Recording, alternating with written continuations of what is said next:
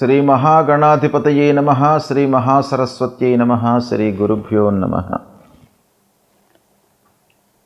గురు సంచారం మూలకంగా ఫలితాలు ఎలా ఉంటాయి అనే విషయాన్ని మనం చూసినట్టయితే, గురుగ్రహము ప్రధానమైనటువంటి గ్రహము, సంపూర్ణ శుభగ్రహము గురువు. కాబట్టి గురువు యొక్క సంచారం మూలకంగా జాతకుడిపైన చాలా ప్రభావము ఉంటుంది. అన్ని విషయాల లోపల కూడాను గురువు యొక్క సంచారము ప్రభావాన్ని సూచిస్తుంది. అయితే ఈ 2026వ సంవత్సరంలో గురుగ్రహము 1/6/2026 వరకు మిథున రాశిలో సంచరిస్తున్నాడు. గత సంవత్సరము 5 డిసెంబర్ 2025లో ప్రవేశమయ్యి 1/6/2026 వరకు మిథున రాశిలో సంచరిస్తున్నాడు. ఇందులో కొంత భాగం వక్రించి సంచారం జరుపుతున్నాడు, తదనంతరం రుజుమార్గంలోకి వస్తున్నాడు. కానీ రాశి మార్పు జరగలేదు, మొత్తం కూడాను మిథున రాశిలోనే 1 జూన్ వరకు ఉంటున్నాడు. గనక ఈ మిథున రాశిలో సంచరిస్తున్న సమయం లోపల 12 రాశులలో జన్మించినటువంటి వారికి ప్రత్యేకంగా గురువు యొక్క ప్రభావము ఎలా ఉంటుంది అనేటువంటి విషయం పైన మనం కాన్సన్ట్రేట్ చేద్దాం. వృశ్చిక రాశి వారికి గురువు మిథున రాశిలో సంచరిస్తున్నటువంటి సమయంలో ఫలితాలు ఎలా ఉంటాయి అనే విషయాన్ని మనం చూసినట్టయితే, మిథున రాశి సంచారము వృశ్చిక రాశి వారికి అష్టమ స్థానం అవుతుంది. అంటే అష్టమ స్థానంలో గురువు సంచరిస్తున్నాడు. అష్టమ స్థానంలో సంచరించడం అనేటువంటిది మనకు కొన్ని ప్రాబ్లమ్స్ను, చిక్కులను కల్పించేటువంటి స్థానం, ఆలస్యాన్ని, ఆటంకాలను ఇలాంటివి ఇచ్చేటువంటి స్థానం. ఆకస్మికమైనటువంటి ఇబ్బందులు ముందుకు వచ్చే అవకాశాలు ఉంటాయి. కొన్ని అనుకోని మార్పులు జరిగేటువంటి అవకాశాలు ఉంటాయి ఈ సంచారం మూలకంగా. అయితే పంచమాధిపత్యము గురువుకు వచ్చింది గనక కొంతవరకు తగ్గే అవకాశాలు ఉంటాయి. అంటే బ్యాడ్ ఎఫెక్ట్ అనేది కొంత తగ్గుముఖం ఉండే అవకాశాలు ఉన్నాయి. అంటే వృశ్చిక రాశి వారికి పంచమాధిపతి అవుతున్నాడు గురువు. అలాంటి గురుగ్రహము అష్టమంలో ఉండడం గోచార రీత్యా ప్రతికూలం గనక మనకు ఎలాంటి ఫలితాలు ఉండబోతున్నాయి అనంటే, కొంత పూర్వము మీరు ఏదైతే భయము, ఆందోళన ఇవన్నీ కూడా ఫేస్ చేశారో అవి కొంతవరకు ఈ సమయంలో కొంత తగ్గే అవకాశాలు ఉన్నాయి. అది ఒక పాజిటివ్ పాయింట్. కొంత మార్పు కనబడుతుంది. పూర్వం ఉన్నంత బ్యాడ్ ఎఫెక్ట్ అనేది ఈ సమయంలో ఉండదు, కొంత తగ్గుముఖం పడుతుంది. అయితే పాత వ్యవహారాలను, పూర్వం చేసినటువంటి తప్పులను, పూర్వం చేసినటువంటి రుణాలను, వీటన్నిటినీ కూడాను ఈ సమయం లోపల మీరు రీపే చేసేటువంటి అవకాశాలు ఉన్నాయి. తప్పులను సవరించుకునేటువంటి అవకాశాలు కూడాను ఒక పక్కన కనబడుతున్నాయి. అయితే అనవసరమైనటువంటి విమర్శలకు, నిందలకు మీరు గురయ్యే అవకాశాలు ఈ సమయం లోపల ఉన్నాయి. కాబట్టి అటువంటి ఆస్కారం ఇవ్వకుండా ప్రణాళికాయుతంగా మీరు పనులు చేస్తూ మీ పనులలో మీరు నిమగ్నై ఉండడము ఈ సమయంలో మీకు చాలా అవసరము. ఇకపోతే రహస్యంగా చేసేటువంటి పనుల మూలకంగా కొంత ఇబ్బంది పడతారు. కాబట్టి కొంత జాగ్రత్తగా మీరు డబ్బే ప్రధానం కాకుండా పని, దాని యొక్క నాణ్యతకు ప్రాధాన్యత ఇవ్వండి. చేసేటువంటి పని యొక్క మార్గము, మనము సత్ప్రవర్తనతో వెళ్తున్నామా, మంచి పనులు చేస్తున్నామా లేదా అనేటువంటిది కూడాను ఒక్కసారి మీరు ఆలోచించి దానిపైన మనస్సు నిలిపి ముందుకు వెళ్ళినట్టయితే కొన్ని విషయాలను మీరు అధిగమిస్తారు. ఇకపోతే భూమి, పారంపర్యంగా వస్తున్నటువంటి భూమి విషయాల లోపల మీకు కొంత మంచి జరుగుతుంది. కొత్త భూములు కొనే పక్షం లోపల మట్టుకు మీరు జాగ్రత్తలు తీసుకోవాలి. అంటే పూర్వీకుల నుండి వచ్చేటువంటి ఆస్తుల విషయం లోపల చిన్న చిన్న ఇబ్బందులు ఉన్నప్పటికీ మీకు అవి అన్నీ కూడాను సమసిపోయి మీ చేతిలోకి వచ్చే అవకాశాలు ఉంటాయి. కానీ కొత్తవి కొనేటప్పుడు మట్టుకు జాగ్రత్తలు తీసుకోండి. ప్రతి పనిని ఆలోచించి లోతైన విశ్లేషణతో మీరు ప్రారంభించడం చాలా అవసరము. ఇక శారీరక, మానసిక ఇబ్బందులు ఉంటాయి, కొంత జాగ్రత్తలు తీసుకోండి. ప్రతి విషయాన్ని కూడాను బాగా లోతైన విశ్లేషణతో ముందుకు వెళ్ళండి. కొన్ని ఇన్వెస్ట్మెంట్స్ విషయం లోపల రిస్క్ కనబడుతుంది. ఈ సమయం లోపల అష్టమ స్థానంలో ఉన్నాడు కాబట్టి వ్యాపారస్తులు కొంత ఇన్వెస్ట్మెంట్ చేసేటువంటి క్రమం లోపల కొంత జాగ్రత్తలు తీసుకోండి.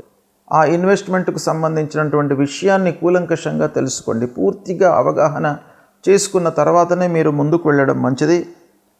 అన్ని విషయాల లోపల కూడాను సహనము చాలా అవసరము.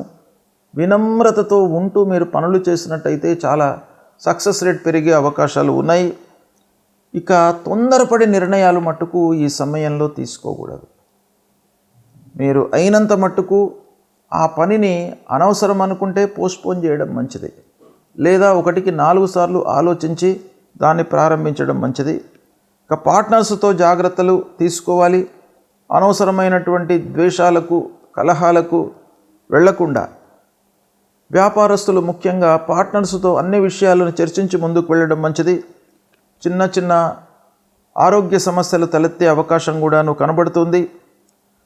ఇకపోతే ఈ సమయం లోపల అష్టమ స్థానంలో కొన్ని కష్టాలు నష్టాలను ఎదుర్కొనే అవకాశాలు ఉంటాయి కాబట్టి మీ లోపల ఈ కష్టాలన్నీ కూడాను ఒక లెసన్ లాగా మీకు ఉపయోగపడుతుంది. అంటే ప్రతి విషయాన్ని ఒక విశ్లేషణతో అనాలిసిస్ చేసి మీరు ఆ విషయం గురించి అవగాహన తెచ్చుకొని మళ్ళీ భవిష్యత్తు లోపల దాన్ని ఉపయోగించుకోవడానికి మీకు అవకాశాలు బాగా ఉంటాయి.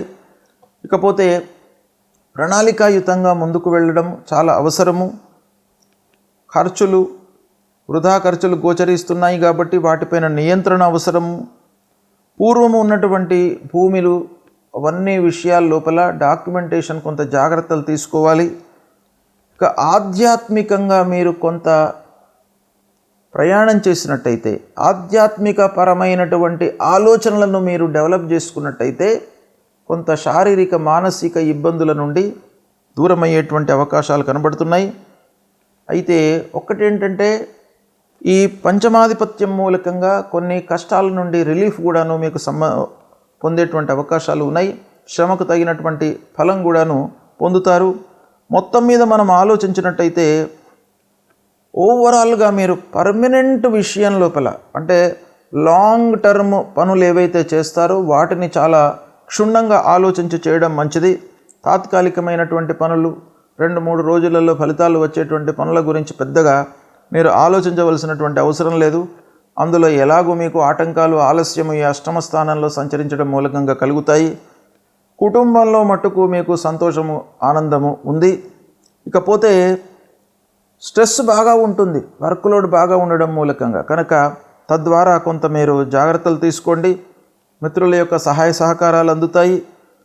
ఏదైనా కూడాను ఈ సమయము ఏంటంటే అష్టమ స్థానం అనేటువంటిది మీకు ఒక లెసన్ను ఇచ్చేటువంటి స్థానం. అంటే ఈ సంచారం మూలకంగా మీరు చాలా విషయాలను నేర్చుకుంటారు. చాలా విషయాల లోపల మీకు అవగతము అనేటువంటిది వస్తుంది. కనుక కొంత జాగ్రత్తగా సహనంతో మీరు నిర్ణయాలు తీసుకున్నట్టయితే వాటిని మంచి ఫలితాలలోకి మీరు మోల్డ్ చేసుకునేటువంటి అవకాశము ఉంది.